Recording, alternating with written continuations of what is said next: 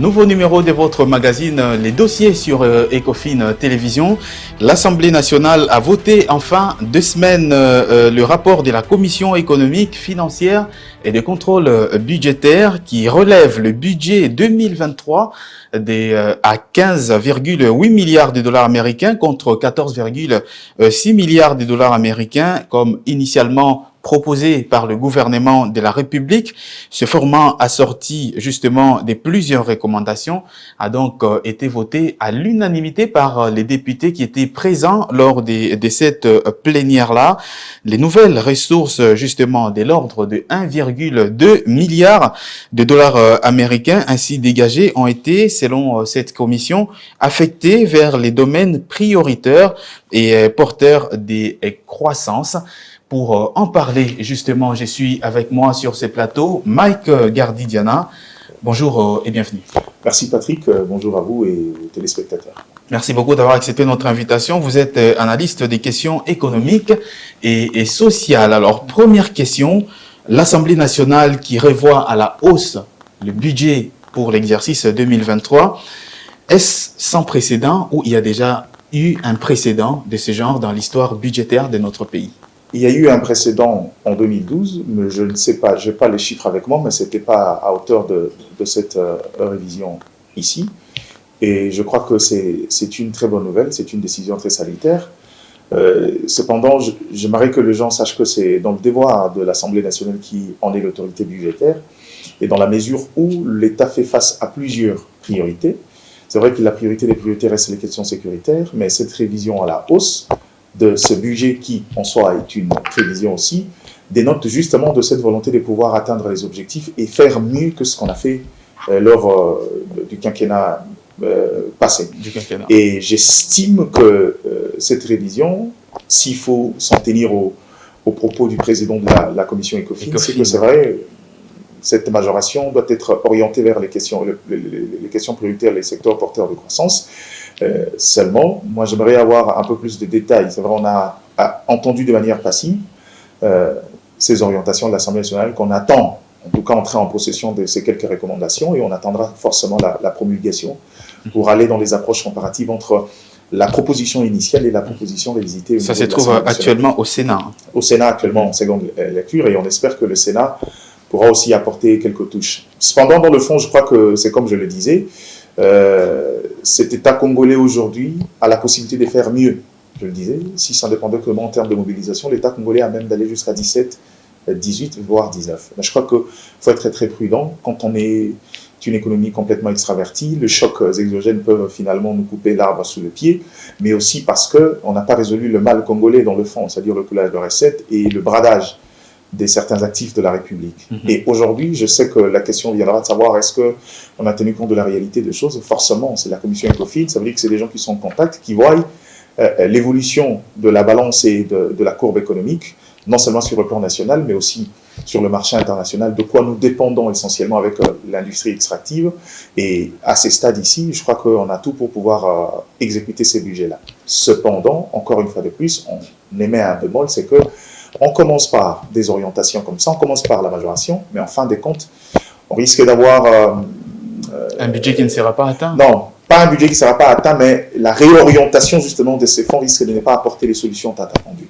Quand on parle de question des secteurs porteurs de croissance aujourd'hui, je sous-entends, moi, en tant que quelqu'un un amateur de l'économie, c'est la productivité de la République, des différents secteurs, et aussi parce que depuis 2 ans, on est sur une dynamique, selon le dire du chef du gouvernement, parce qu'il faut changer de paradigme, parce que le Congo est trop dépendant de l'industrie extractive, le Congolais est trop dépendant justement de chocs et exogènes, le Congo est trop dépendant alors qu'on a autant de potentialités, et je crois qu'il faut relancer la productivité, notamment le secteur agricole.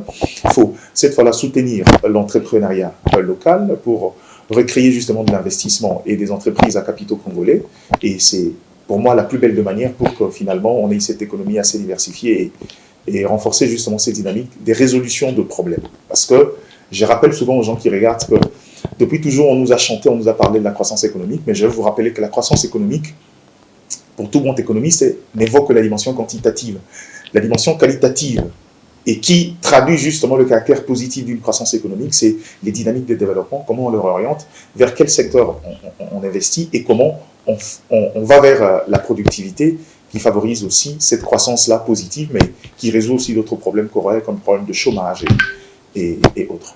Et à quoi peut-on s'attendre de manière, en tout cas concrète, à la suite justement du relèvement du budget par l'Assemblée nationale? Je crois qu'en temps normal, c'est à quoi on devrait s'attendre, c'est cette fois-ci prendre des initiatives directes. Je le disais tantôt, j'ai vu le gouvernement cette fois-là prendre la décision de mettre en place un fonds de garantie pour l'investissement de jeunes, mais là encore, dans le fond, on ne sait pas trop comprendre comment ils le font et quelles sont les ressources de cette institution, comment ils orientent et quels sont les critériums en interne. Cependant, c'est une très bonne initiative, mais qui ne doit pas rester une initiative écran. Et je crois que pour moi, la meilleure des choses ici, le Congo doit aller vers la productivité, le développement de son secteur agricole qui, comme j'ai l'habitude de le dire, le Congo n'a que deux valeurs différentielles. Ce n'est vraiment pas les mines qui s'épuisent, mais c'est l'énergie et l'agriculture. Dans les deux secteurs, on a pour des millénaires des ressources qui peuvent faire du Congo une puissance mondiale. Et je crois qu'à ce stade ici, il faudra forcément qu'on s'y intéresse. Et je pense qu'on a tout pour pouvoir le faire, dans la mesure où s'il faut se projeter dans les jours à venir, le Congo a quand même, dans le secteur extractif, des bonnes perspectives avec l'embellie du marché sur le plan international, avec le prix du cuivre et autres, même si le zinc et les autres vont dans quelques semaines connaître une tendance baissière. Mais cela n'affecte pas justement les dynamiques positives qu'il y a sur le marché international. Mais au-delà de ça, le Congo a quand même, dans la renégociation de certains actifs miniers, récupéré beaucoup de parts. On ne parle pas aussi souvent de la dynamique qu'on a pris avec la production de lithium, où forcément il y a des gens qui viennent avec les intentions de nuire, avec les intentions de voler, les gens qui viennent avec les intentions de commission pour engager un débat sournois et inutile. Donc je crois qu'à ce stade ici, on a tout ce qu'il faut pour pouvoir mobiliser, c'est comme j'ai dit, et voire même plus. J'espère que l'État congolais a conscience qu'on peut résoudre le problème de l'administration publique, on peut majorer le salaire des fonctionnaires, mais quand vous regardez la charge, quand vous regardez la composition de cette population congolaise, ceux qui sont pris en charge par l'État, c'est-à-dire la main-d'œuvre qui est dans l'administration publique ne représente qu'à peine 27 ou 30%, et que le reste, c'est justement une part importante qu'il faut prendre en compte. Et à défaut de ne pas être cet État-là providentiel qui a de quoi donner comme emploi aux gens et des emplois très stables, il faut aller vers la productivité, favoriser justement l'investissement local, favoriser justement la création d'entreprises, surtout pour le jeune et ceux qui en ont la capacité. Et on sait que le budget, ce sont des prévisions.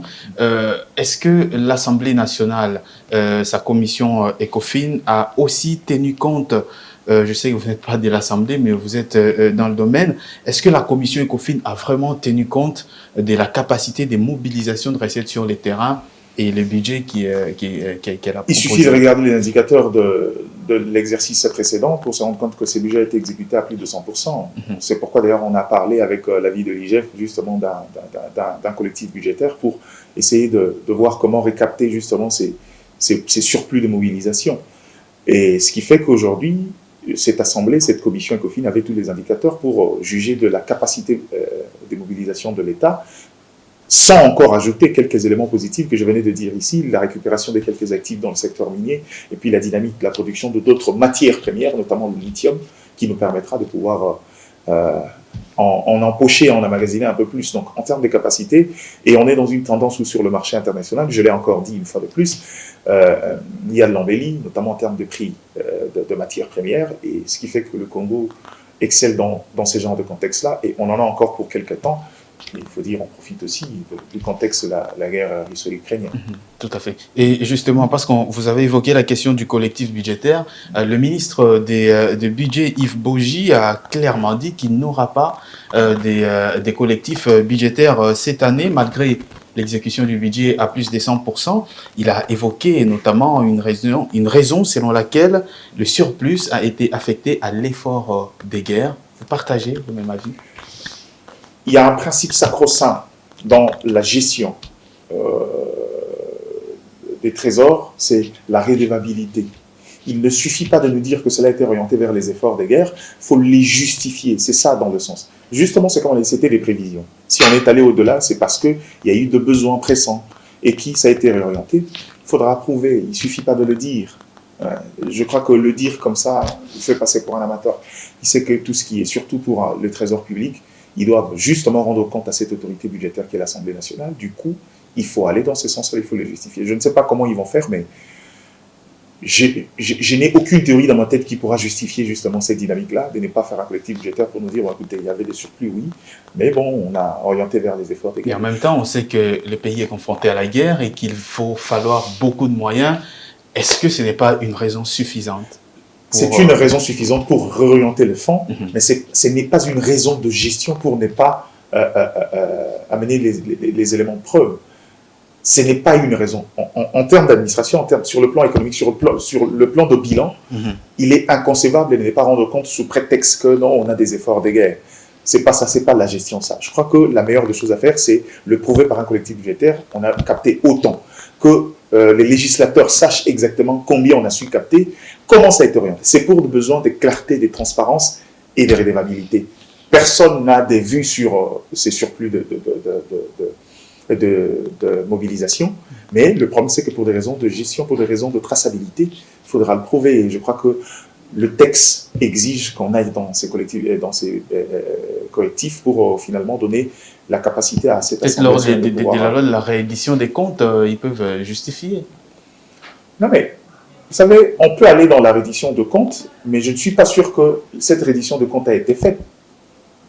On ne passe pas dans l'adoption, dans l'examen du prochain exercice budgétaire, sans au préalable avoir la reddition de comptes. On ne peut pas, c'est un peu dans la méthode utilisée de la gestion basée sur les résultats, on ne peut pas vous donner le deuxième palier du financement si dans le premier, on n'est pas satisfait du travail fait. Donc c'est ça le principe. En tout cas, ça c'est l'avis. C'est que le ministre du budget a dit, tout ça, notamment en termes des excédents qui ont été enregistrés lors de cet exercice budgétaire, ça sera réglé dans le compte de la reddition des comptes au mois de janvier prochain. Oui, mais c'est ce que je dis. Quand ils disent que ça sera réglé dans le compte de la reddition de compte au mois de janvier, ça c'est un exercice direct qu'ils vont aller faire. Mais à ce stade ici, c'est la reddition de compte. La proposition, le texte, je suis sûr que l'Assemblée nationale en a. C'est justement l'élément qui a permis justement à cette commission ECOFIN de pouvoir se reposer pour juger de la capacité de mobilisation de l'État.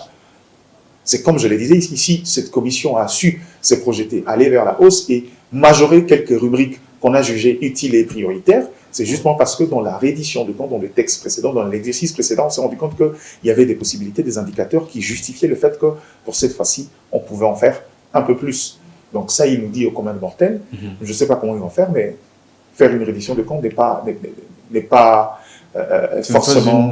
Bon, en fait, ça peut être une option choisie, mais je crois que la meilleure des choses, au regard de la capacité, au regard de la taille, du volume de ces surplus, je crois qu'un collectif budgétaire serait la meilleure des choses. Un collectif budgétaire, en tout cas, merci beaucoup pour cet avis. Justement, on reproche également au gouvernorat d'entretenir le flou dans la rubrique de fonctionnement au cours dans les budgets, que ce soit les prochains budgets, tout comme le budget passé. Il n'y a pas de chiffres précis dans le fonctionnement des institutions, notamment. Très souvent, on enregistre des dépassements budgétaires. Bon, je me pose la question, il n'y a pas de chiffres très précis, c'est pas vrai. Parler de dépassement n'est pas forcément dire qu'il n'y a pas de chiffres très précis. Parce que dans le sens où l'exercice d'une administration, l'exercice des gouvernorats sont conditionnés justement par le vote préalable d'un budget. Ça veut dire que s'il dépasse, est-ce qu'il y a un problème en termes de gestion? Généralement, je peux comprendre, ce sont des provinces à grande productivité, qui finalement ont de rétention à la source et qui finalement trouvent le moyen de justifier le gap constaté dans le fonds perçu en interne en le justifiant par les frais de fonctionnement. Je peux comprendre, c'est la méthode utilisée partout, où on se sert justement de besoins de fonctionnement pour justifier quelques faits maladroits, mais ça c'est un problème de gestion, ça se gère autrement. Et c'est là où je dis que c'est la faiblesse justement du contrôle, et notamment des assemblées provinciales, qui sont devenues presque des caisses de résonance des gouvernorats. Ça, c'est un problème structurel en interne qu'il faudra résoudre. Et je crois que le problème n'est pas dans les chiffres, le problème c'est dans la méthodologie, le problème c'est dans les mécanismes de gestion. C'est à ce niveau-là que ça pêche. Oui, je suis d'accord avec ça. Et parce que Moi, j'ai passé beaucoup de temps dans les institutions, peut-être pas dans les cellules financières, mais très proche des institutions. On sait finalement comment la plupart d'entre le ministère, le gouverneur et autres créent parfois des rubriques maladroites pour justifier des fonds qu'ils auraient utilisés pour leur propre compte et pour le compte privé. Le budget a été justement relevé. Est-ce qu'on peut s'attendre également à l'amélioration, notamment de la Caisse nationale de péréquation, pour pouvoir permettre aux provinces qui n'ont pas assez de recettes fiscales, notamment, pour leur développement? S'attendre à ça, c'est une exigence. Parce que, regardez, le souci voulu par la décentralisation, c'est faire en sorte qu'on crée justement de l'émulation au niveau de la base. Et j'entends souvent le Congolais le dire, non, pour soutenir les provinces pauvres. Le Congo n'a pas de province pauvre. Ça n'existe pas. Il y a certes des provinces qui aujourd'hui semblent être très luisantes de par la richesse, par les matières qu'il y a dans leur sol ou dans leur sous-sol. Mais je crois qu'à ce stade ici, on fait souvent référence à Lubumbashi avec son bagatelle de minerais. Au Lualaba notamment. On parle au Lualaba, on parle du Congo central de par ses corridors et sa capacité de mobilisation en termes de taxes et autres redevances. Mais au-delà de ça, je crois que chaque province a une particularité. Le bonheur du Congo, c'est que si, en fait, l'intelligence derrière cette idée de la caisse de péréquation, c'était justement soutenir la productivité des provinces. Je vous donne un exemple. Les gens parlent du Katanga, mais le Katanga a été créé par quoi? Avec le fonds venu de l'Équateur, avec la production... De l'EVA, de l'Équateur. Exactement.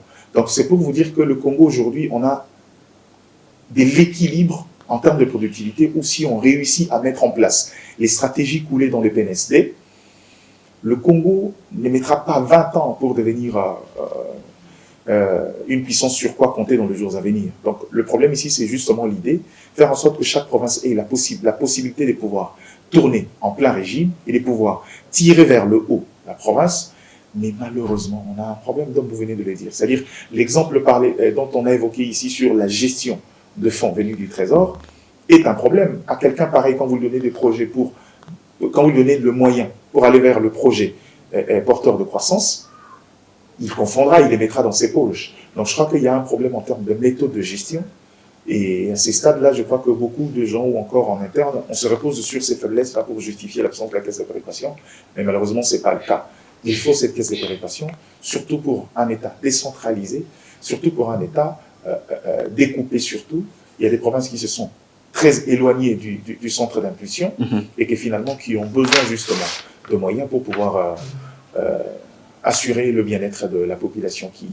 C'est très important, justement. Et ce budget qui se trouve donc à cet instant au Sénat, à la Commission économique et financière, donc ECOFIN du Sénat, pour une seconde lecture. Lorsque justement cette lecture sera faite, nous reviendrons à vous pour pouvoir parler justement à propos de cela. On va changer des chapitres.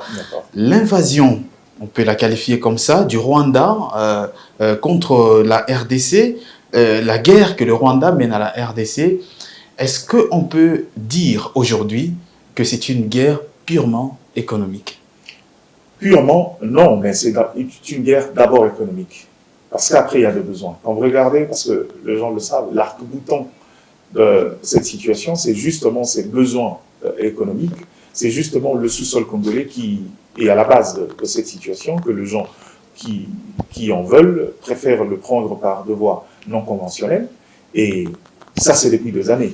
Je crois que cette guerre-là est d'abord économique, dans le sens où cette guerre-là, si on enlevait les intérêts d'ordre économique, cette guerre-là va s'arrêter. N'existerait pas, tout simplement. En fait. Mais il est né, de par l'évolution de cette guerre, d'autres objectifs. Par exemple, les objectifs identitaires, les objectifs d'occupation. Il ne faudra pas oublier. Le Rwanda est devenu un État ambitieux, presque pas assez d'espace. Quand on est en face de voisins avec des sols très fertiles, avec autant de potentialité à la manière du jardin d'Éden, finalement naissent d'autres ambitions. Le besoin de pouvoir occuper des terres, ce sont des choses qui sont nées avec l'évolution du temps, ou à la limite, je ne dirais pas l'évolution du temps, mais c'est l'intérêt du Rwanda dans cette guerre qu'il mène en RDC, parce que l'intérêt économique, c'est pour le grand Bwana, le grand bailleur de fonds. Des gens qui produisent des batteries électriques, des gens qui produisent des iPhones et autres, les multinationales qui se liguent avec les États, qui en tirent profit parce que ce sont des sociétés de droit de leurs États, et que finalement, en fin de compte, le Rwanda, dans ce rôle-là d'intermédiaire, a fini par nourrir aussi ses propres ambitions. Écoute, moi, je vous aide à atteindre ces niveaux-là, voilà ce dont moi j'ai besoin. Moi, j'ai besoin de pouvoir me permettre d'avoir une partie de ces terres-là parce que je veux m'élargir, parce qu'il y a naissent aussi des ambitions politiques avec.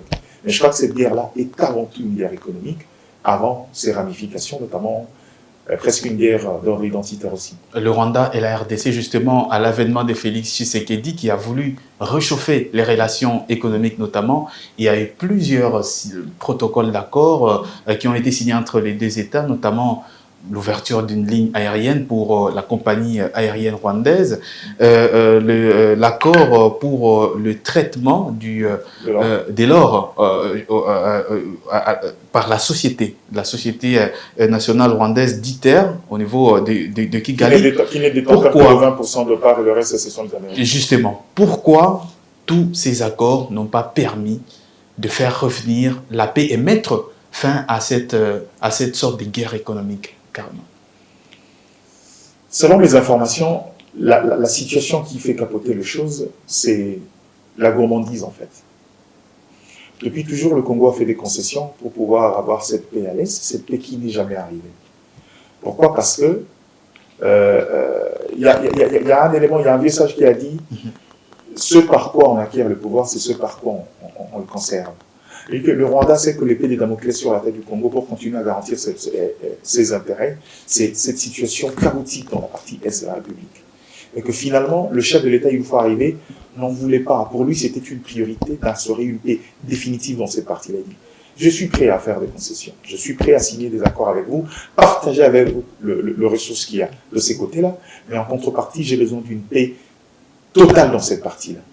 Mais la question, c'est que, est-ce que la paix dans la partie Est est un élément bénéfique pour les autres?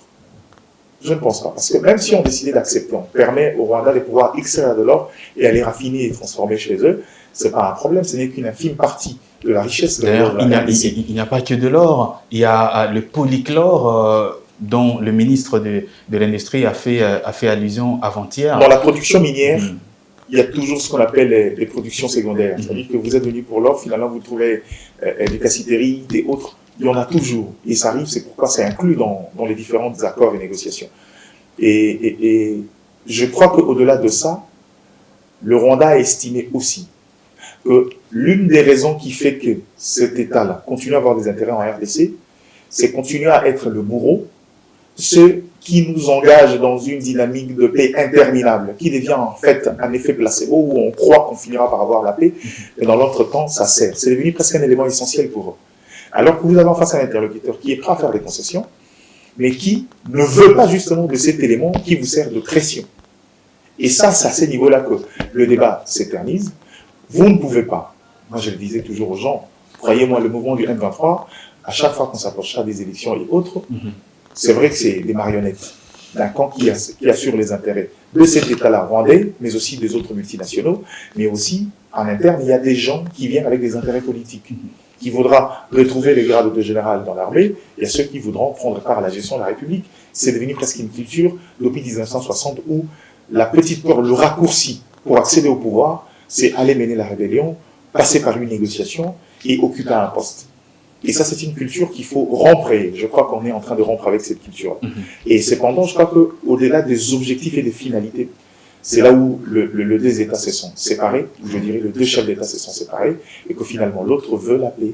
Et en fin de compte, il s'est rendu compte que l'autre ne voulait pas de cette paix, l'autre voulait qu'il lui continue à garantir les intérêts de son État, tout en laissant la situation pourrir de cette manière. Ce n'est que dans ces contextes-là qu'eux continuent à avoir des garanties que leurs intérêts ne seront pas menacés. Parce qu'une fois le Congo retrouvé le contrôle de l'ensemble de son territoire national, ça veut dire que c'est un État affranchi, un État qui va sécuriser. Ça veut dire que demain, dans le rapport de force, cet État peut décider de rompre à n'importe quel moment les accords bilatéraux dès lors que son intérêt n'est pas assuré.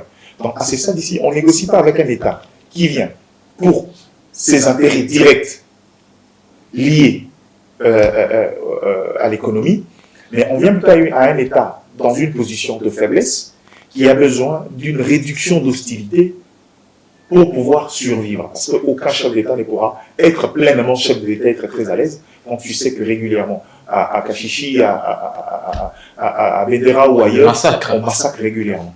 Et c'est devenu un moyen de pression qu'eux utilisaient justement pour maintenir l'État congolais au sol. Et aussi, dans les perspectives, on s'est rendu compte que l'État congolais commençait à voir différemment les choses et voir un peu plus loin. Pourquoi? Quand vous regardez la dynamique des intégrations, moi je suis de ceux qui aiment l'intégration. Pourquoi? Ma conception à moi est que le Congo, de par sa vocation, c'est un État, en fait c'est les États-Unis de l'Afrique. Et que la meilleure des choses à faire, c'est que le Congo doit asseoir son influence sur l'ensemble du continent. C'est alors que dès lors qu'on assoit notre influence sur le plan économique et politique, ça nous permettra d'avoir des alliés naturels. Pourquoi le Congo aujourd'hui subit de l'injustice et que finalement, personne ne semble porter sa voix? Parce que la plupart de ces États ont des intérêts envers d'autres États qui tirent profit de cette situation-là. Donc ça ne sert à rien de le condamner parce qu'on est dans un rapport entre États, mais le problème c'est que l'État congolais doit inverser les flèches. L'État congolais doit inverser le rapport de force. Et ce qui fait qu'on doit intégrer les organisations sous-régionales pour justement imposer notre rythme, imposer ce qu'on est, imposer notre bagage, imposer notre savoir, pour finalement reprendre le contrôle et jouer pleinement notre rôle. Et on a tellement de richesses, on peut faire profiter à l'ensemble de l'Afrique. C'est à nous de définir une très bonne politique extérieure, c'est à nous de définir une très bonne politique économique pour qu'en sorte, en fin de compte, on assoie notre, j'ai envie de dire, hégémonie, même si ça peut paraître très péjoratif, sur l'ensemble du continent et être assez grand Congo au cœur de l'Afrique. Et justement, dans les discours des officiels congolais, on dénonce notamment le silence de la communauté internationale. Cette communauté internationale, au travers notamment de l'Union européenne, qui s'est décidée d'allouer des fonds à l'armée rwandaise, quand on sait que c'est l'armée rwandaise justement qui opère dans l'est de la RDC. Que peut-on finalement attendre de cette communauté internationale pour pouvoir mettre fin à cette guerre économique? La communauté internationale, c'est les gars qui étaient terrorisés à l'école primaire en fait.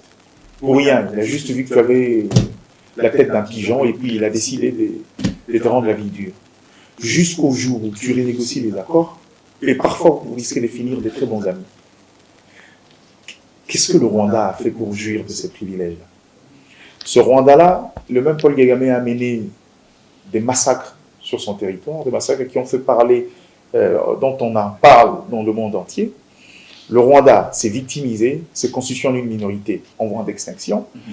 Cette communauté-là a recouru par des textes, des conventions et autres pour finalement s'engager dans une dynamique de protection et d'assistance. Le Rwanda est aujourd'hui un fils adoptif de cette communauté internationale. Je vais arriver au niveau de 20 millions sur l'armée parce que les gens ne comprennent pas en fait. La dynamique, c'est quoi? Le Rwanda est devenu le point de fixation de la communauté internationale dans la sous-région. Cette communauté internationale a beaucoup d'intérêt sur la République démocratique du Congo. Et il faut justement quelqu'un qui va assurer ces intérêts. Parce qu'avec la succession et l'évolution de choses, cette communauté internationale a perdu la maîtrise et le contrôle des acteurs. Notamment avec Joseph Kabila qui a commencé à être très mal aimé par les Américains et autres. Parce que finalement, quand on est Congo, on ne peut pas continuer à céder le 60% de ses richesses à des gens qui ne foutent rien et voir la population continuer à croupir dans la misère. C'est forcément des choses qui changent après. Mais malheureusement, ce Rwanda-là a accepté ce rôle-là. Et ce Rwanda-là, aujourd'hui, on est en train de travailler sur l'image du Rwanda pour en faire un exemple, pour justifier justement le soutien qu'ils ont et justement donner une certaine image à cette Rwanda. Quand on donne par exemple le 20 millions à l'armée rwandaise pour l'intervention en Mozambique, la question c'est que quand vous regardez dans le palmarès, quelle est la place de l'armée rwandaise? Est-ce que s'il faut qu'il y ait intervention en Mozambique, l'armée rwandaise est qualifiée pour aller résoudre ce genre de problème? C'est ce qu'on appelle, c'est du branding en fait.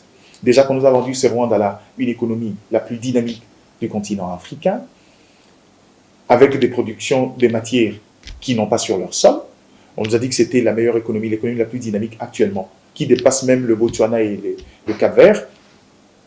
Ça encore, c'est entre guillemets. Vous comprenez que, regardez, on est dans une dynamique de marketing en fait. Et ça, le Rwanda sait qu'il en a intérêt pour continuer à assurer un pouvoir. Le Rwanda aussi veut avoir de l'influence dans l'Afrique pour continuer à assurer les intérêts parce que c'est un État dépendant des autres.